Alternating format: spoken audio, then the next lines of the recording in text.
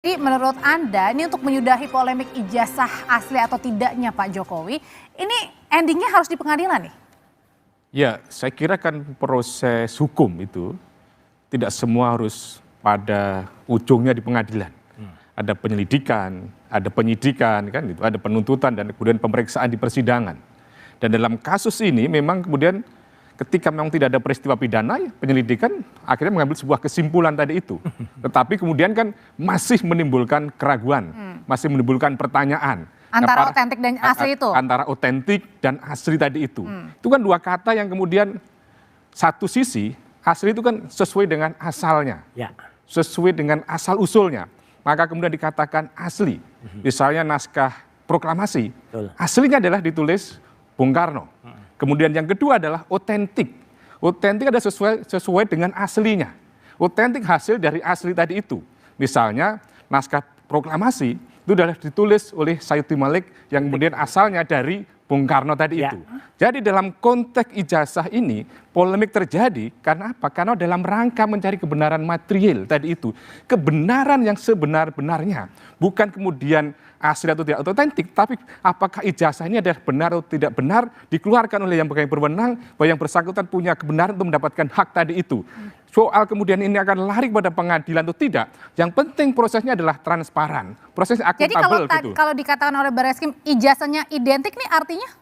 Ijazah identik tadi itu hanyalah salah satu petunjuk bahkan mengarah terjadinya sebuah asli dari ijazah tadi itu atau kemudian otentik ijazah tadi itu, bahwa identik ini hanya sebagai salah satu barang bukti untuk menunjukkan tentang kebenaran material yang lain tadi itu gitu.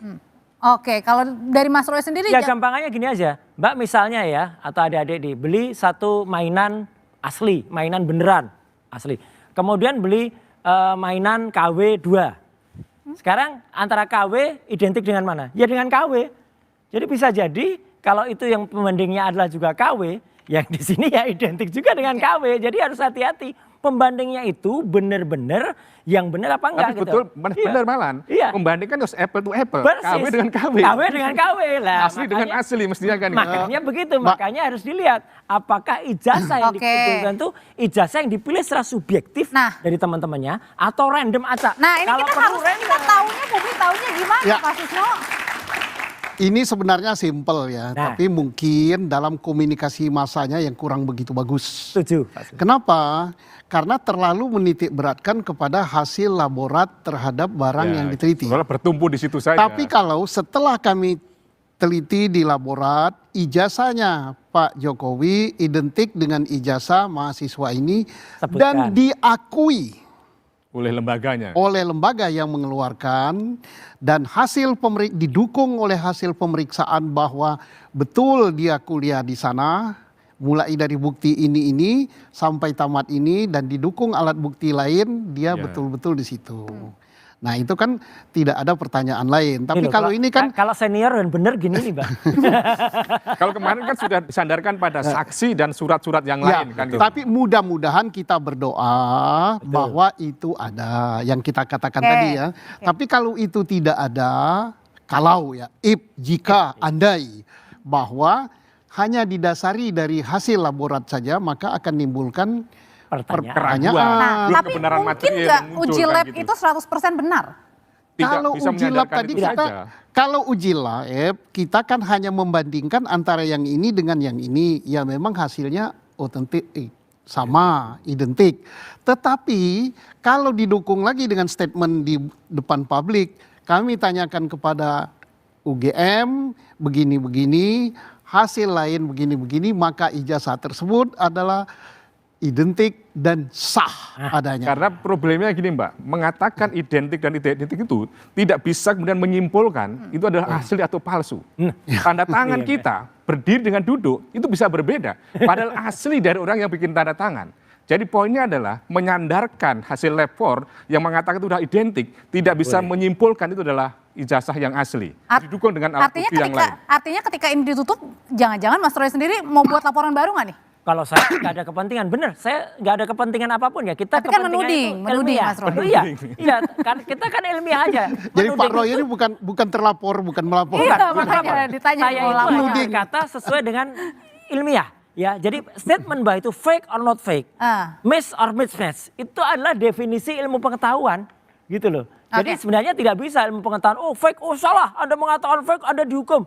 Kami bicara di ranah ilmu pengetahuan, bukan di ranah. Tapi menarik Mas Roh ini betul motivasinya apa sebetulnya? Nah, iya, itu motivasinya berbicara, demi kejujuran dan demi ilmu pengetahuan. Nah kalau berbicara soal motivasi, Mas Yakub, kemarin itu kan Pak Jokowi datang ya beberapa waktu lalu melaporkan Mas Roy Suryo ini sebenarnya sebagai terlapor apa enggak? Saya juga bingung nih. Iya. Terlapor di Polda. Jadi gini, terlapor. Jadi saya jelaskan sedikit ya mengenai terlapornya. Ya, kita dengarkan dulu, Mas. Saya klarifikasi sedikit agar tidak ada kesalahan ya. Tentunya pada saat kami membuat laporan, Pak Jokowi kan tentunya menjelaskan peristiwanya dengan betul. Peristiwanya ini apa yang dia lihat, kemudian ada sebuah video yang diduga di dalamnya ada orang yang mencemarkan nama baik beliau. Kemudian tentunya jelas di situ di laporan yang disebut siapa yang dia duga adalah orang-orangnya. Tapi tentunya karena ini adalah objeknya sebuah video, perlu kan dilakukan penyelidikan lebih lanjut. Apakah benar orang yang tersebut itu adalah orang yang kita duga? Kan bisa saja ada AI kayak kemarin kasusnya Bukoviva, Kang Deddy dan Pak Ahmad Lutfi tuh.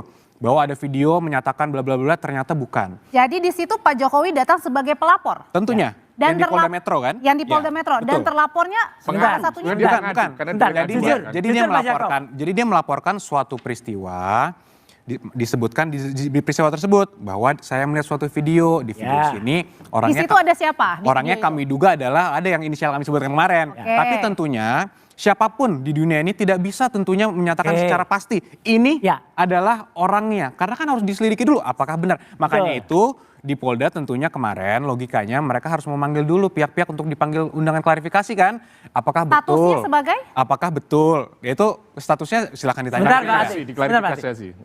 Mas Yakob, jujur, betulkah Anda mengatakan bahwa terlapornya adalah RS, TT, ES? Kami sebutkan bahwa di dalam video tersebut kami duga adalah orang-orang tersebut. Disebutkan inisialnya loh. Disebutkan, kami sebutkan. Enggak, dalam laporan kami bukan inisial, Mas. Dalam laporan kami nama penuhnya kami sebutkan. Namun kan itu kan jelas betul. Jelas betul. Di kronologinya ada. Jadi Mas tenang saja. Jadi pasti ada kok nama-nama itu.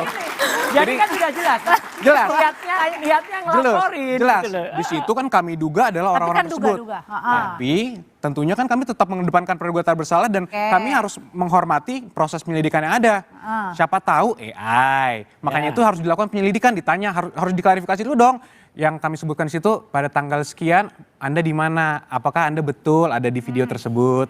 Ketika itu baru bisa menghasilkan penyelidikan yang betul-betul dipertanggungjawabkan. Dan paling lucunya, Pak Andre, untuk supaya orang tahu, yang dilaporkan di dalam surat panggilan undangan itu adalah peristiwa tanggal 26 Maret 2022.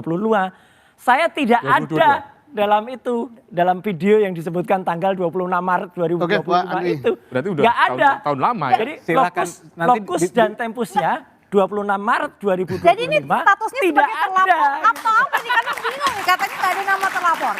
Jadi begini. Ada kata Mas Yakub. Kalau Saya Pak Roy kan dituding kan. tidak membela salah satu pihak ya. Sebagai penyidik katakan ini melapor. Melapor kalau nggak ada yang perlu kalau ada apapun yang diketahui harus dia masukkan.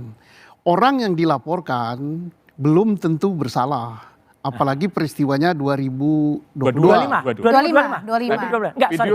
26 Maret 2025. Apalagi misalnya setelah dicari unsur-unsur pasal yang dituduhkan, dia tidak masuk di situ.